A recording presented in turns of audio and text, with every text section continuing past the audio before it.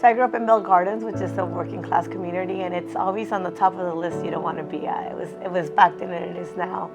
Highest unemployment rates, highest teen pregnancy, highest childhood obesity, dirtiest air in Southern California. But I got lucky, and it shouldn't have to be luck, but I did get lucky where a lot of teachers kind of like kept an eye out on me and encouraged me to try different things. I went on a trip to Pomona College, the Claremont colleges, and I fell in love with it and I applied.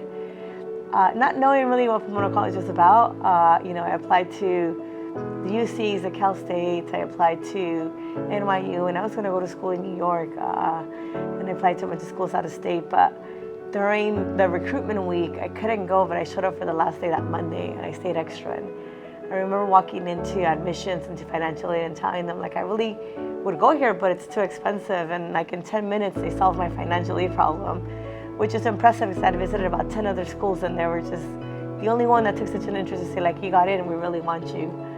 I didn't know the quality of school I was applying to when I applied to it. It was just a school I had visited. And I didn't know the quality of having that personal interaction with my peers and with my professors until I got there. And so now I'm a big advocate. I tell everyone they should really go to a liberal arts school. And I think coming from a community like this, where I had an education and they gave me the skill set to be a good student and survive, but that had a lot of holes, that personal attention was really important to make sure I was successful and I was a leader. I majored in math and politics, and math was my passion and still is, and politics was my hobby. Math is a really independent, isolated activity, and so I felt like I needed something social, and that's what politics became. I think the thing that Pomona provided was that liberty to study whatever you were passionate about. It didn't have to be that I was going to be a doctor or a lawyer or an engineer.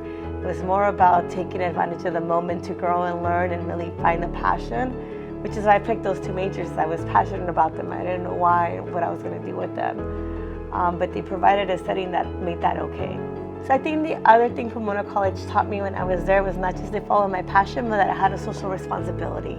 I think it was very ingrained in me at Pomona College, the opportunities and the privilege that I had, and how different that was to most of my peers back home. It came with a lot of sense of responsibility. There was a lot of social justice discussions on campus when I was there. So the first advice is be a good student. I think one of the things I struggled with when I was doing the work around Prop 187, Prop 209, is forgetting that I had a responsibility to be a good student and letting the movement consume me so much that I would let the school part fall to the side, right? And thankfully I was in a small school where my advisors and professors were really engaged and would pull me back in, but not all of our students are in that environment. And the other thing is find something you're passionate about and then get engaged in that, right? So whether it's a community group or group on campus, and then figure out how you're going to be engaged and how you're going to be a leader in that. Take on roles like being the president or being the secretary, because that's the other part about being a change agent. You have to be a leader.